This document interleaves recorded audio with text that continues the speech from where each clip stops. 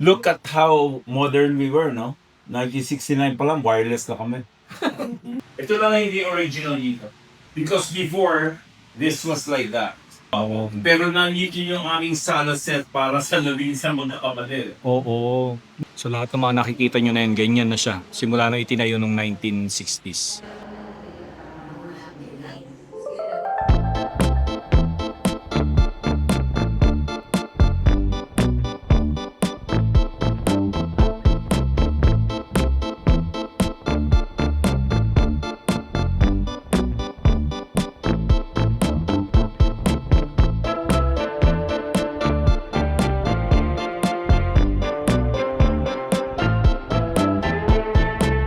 Nandito tayo ngayon sa Rodriguez Rizal and samahan niyo ako bisitahin natin ang Villa Milagros na isa na ngayong events place. Pero ito ay itinayo after na ng World War, ano? Okay, so kasama natin si Sir Chito, ang owner ng Villa Milagros. Hello, Sir Chito. Hi. Sir, ito pong bahay na ito, itinayo po ito noong 65.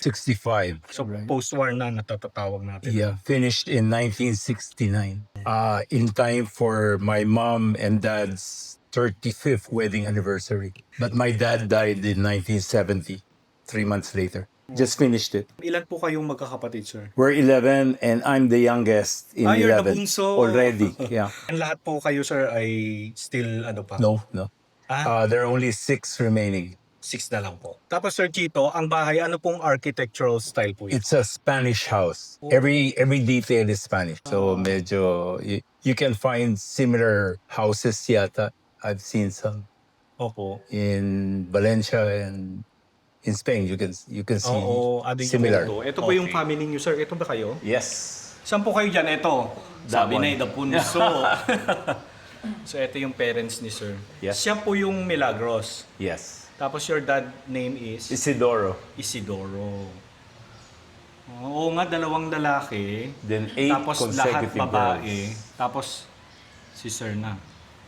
Dami, di ba? 11. Oh, hindi na uso yan ngayon. Hindi na ngayon, sir. Mahirap na magpaaral. Pero sir, itong mga photo na ito, hindi ito dito sa bahay na to. Sa inyo? No, wala.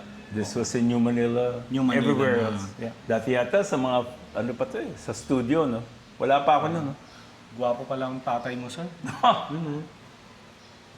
So sila yung nagpatayo ng bahay na ito. Yes.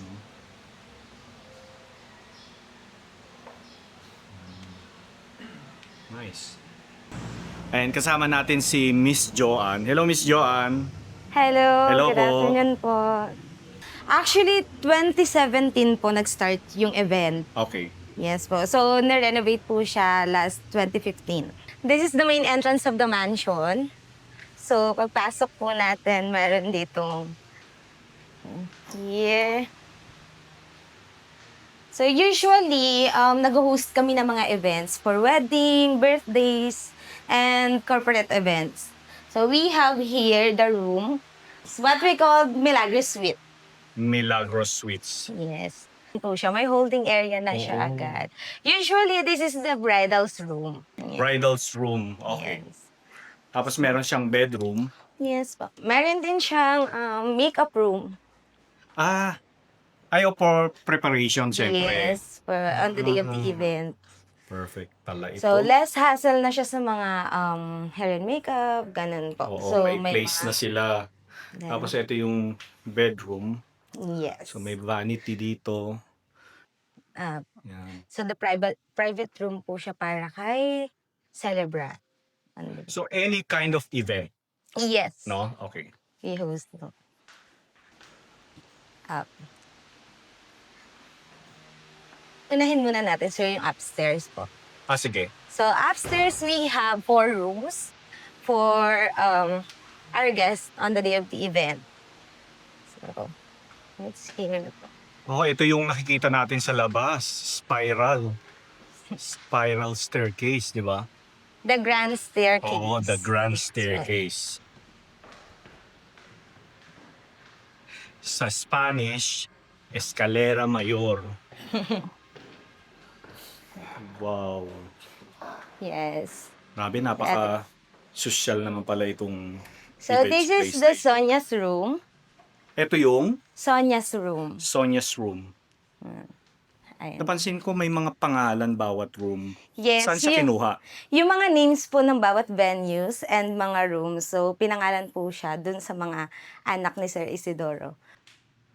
So, ayan po yung mga rooms na ginagamit ng mga guests. So, may Parang bathroom. 5-star hotel na ito. Ito naman yung pinaka-bathroom nila. Yes.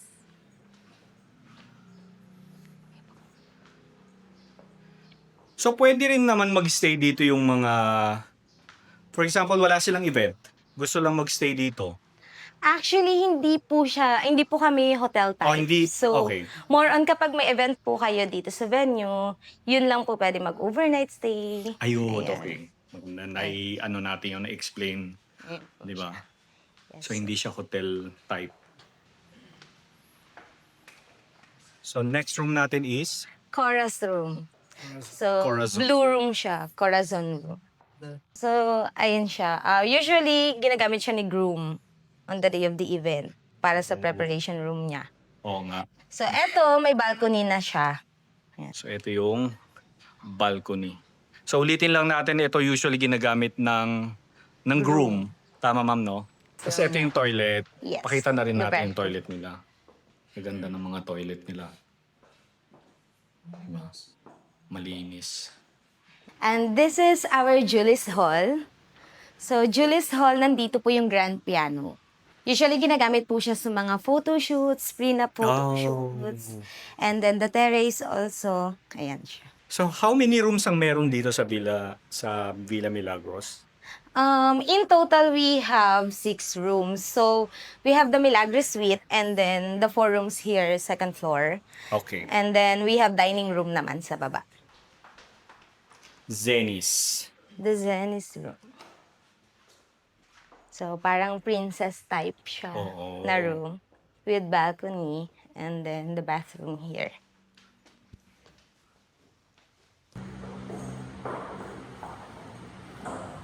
The next one is the Norma's room. Norma's room naman. Green room siya. Ay. Akalain mo ba naman na may ganitong place dito sa Rodriguez, Rizal, ano? Nakakatuwa. So next naman, madam, ano naman tayo? So we have the Liamzon Hall naman po, na parang ganitong hall din siya sa baba. So pwede po natin siya madaanan. And then the other venues, we have 3 gardens in total. So sa labas po siya. Daanan po natin. So this is what we call the Liamzon Hall. Yun yung pinaka surname ng buo ng Liamzon ng owner, the Liamzon family. So Liamzon Hall siyang tinatawag kasi siya yung pinaka heart of the mansion. Highlight, okay. Yes, yung heart ng mansion which is madadaanan mo from here, mapupuntahan mo yung iba't ibang venues which is Christina's Garden. Kaya pala yun ang pinangalan. Yes, this is the Christina's Garden Christina's Garden. with the Christina's Terrace, the swing. So usually ginagamit po siya for the reception area. Especially kung meron silang mga alfresco or garden setup, no? Yes po. Yeah. Tapos dito rin yung kanilang parking. And malawak yung kanilang parking area dito. Diba?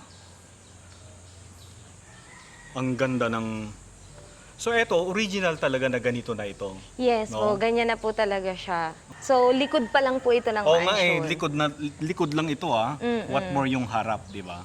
Very intricate ang design, ano? Ito daw ay Italian architecture style. Look at how modern we were, no? 1969 pa lang, wireless na kami. Siyempre wala lang yung cord niya. Pero ito yung telepono nila nung 1960s. Even ito sir, 1960 na rin Yes. to. In time for the... Dati retail ko pa telepono nun eh. Pwede, gumagana pa ba yan sir? Hindi na. Ha? Gumagana pa. Tawagan natin yung taong 1960s.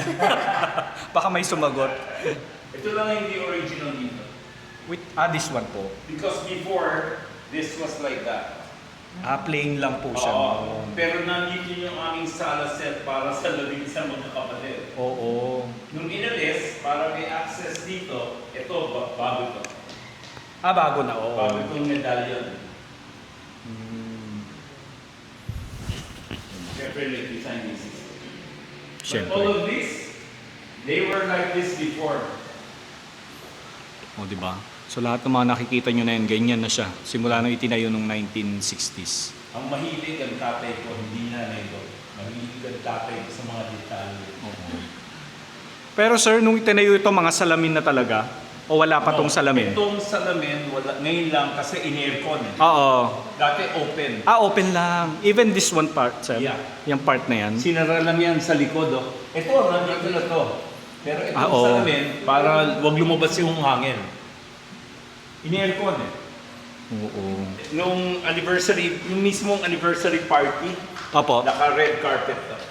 Naka-red carpet. Pero yan ang nasa ilalim. Talagang marble, ano? Yeah. Malamig na eh. This one. Ito yung sinasabi mo, sir. Yeah. Look at all of them. Ay, oo. Those are set. Galing sa ano to, sir? From Spain pa? Yeah. This one I think is in Italy. From Italy. So set daw ito, pati itong dalawa. Even the rooms. This is the concert piano. Steinway. Ito yung kwarto nyo. Yes. Kaya kita mo blue at siya lang ang isa. And yan na rin ba yung kama mo, sir? Yes. Oh, really? Oh, I'm sorry. The kama itself, no. But this headboard, yes. Galit na galit ako dati dyan eh. Bakit naman, sir? Kasi tinatamaan yung ulo ko nito. Sa mga Di ba? So ito yung kwarto ni sir. Nung lumalaki na siya. The Delia's Garden. Bella. Delia. Delia's Garden. Yes. Delia's Garden with Delia's Terrace. Yan.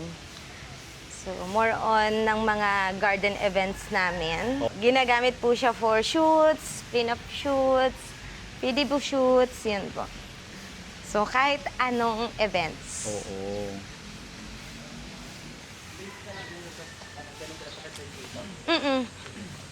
Ganun lang.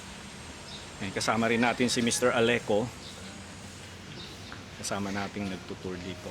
So, this is the Cheetah's Garden. Usually, ginagamit po namin siya para dun sa designated smoking area on the day of the event. May smoking area kayo. Yes po. So, Okay. may specific designated area lang po talaga Yes, meron. siya. Yes po.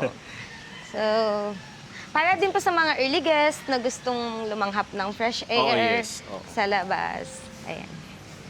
Nice. The biggest hall The biggest hall. sa Villa Milagros events venue.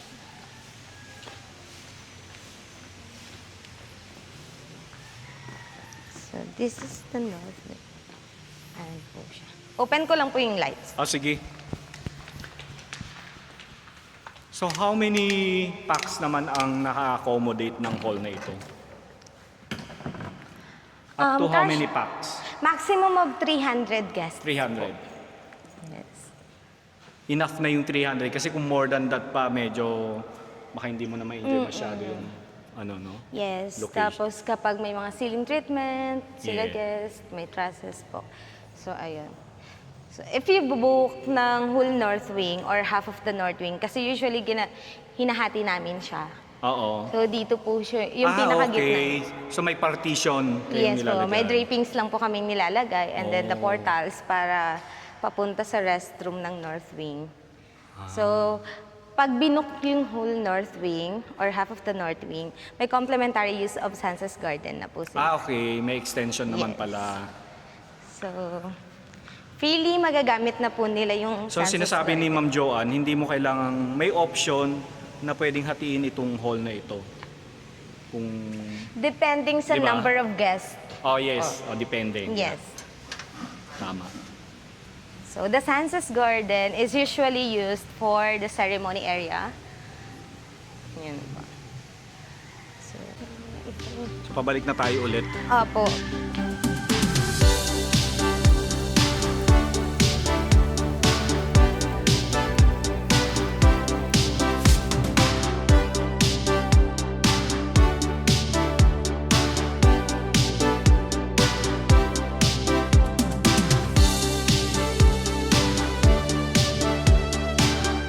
Ito na yung papunta sa Torre, Watchtower. Pero before sir, anong purpose nung watchtower ninyo? Wala lang ba? Design lang talaga. Oo. Kasi yung iba dati during American time, parang ano eh, lookout ng mga kalaban. Wala ka. Pwede ka man, Oo. mag-Romeo and Juliet. Dito, Oo. pinakamaraming photoshoot yata dito eh, no? Dito. Oo. Galing taas, bumaba, minsan dito. Ito yung sinasabi mo sir na matigas na kahoy. Tingnan mo yung mga bakal. Kasi hindi siya inanay. Ibig sabihin, matigas na kahoy talaga ito. Matanda ka. Oo. Yan yung isa sa mga matitibay na kahoy. So papunta tayo sa ano, sa watchtower.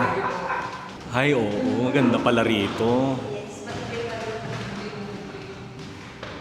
Kaya pala, kita mo na ang lahat dito. Ayan, umulan na oh.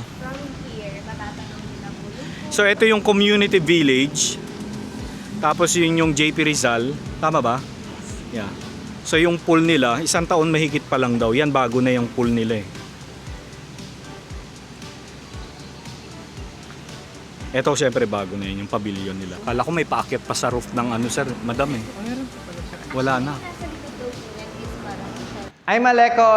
I'm the marketing specialist here in Villa Milagros. And I am Joanne, one of the account executive at Villa Milagros Events Venue. If you want to visit Villa Milagros Events Place for oculars, for your events, or any other special occasions, you may visit our Facebook. Just search Villa Milagros on Facebook or visit our website villamilagroseventsplace.com.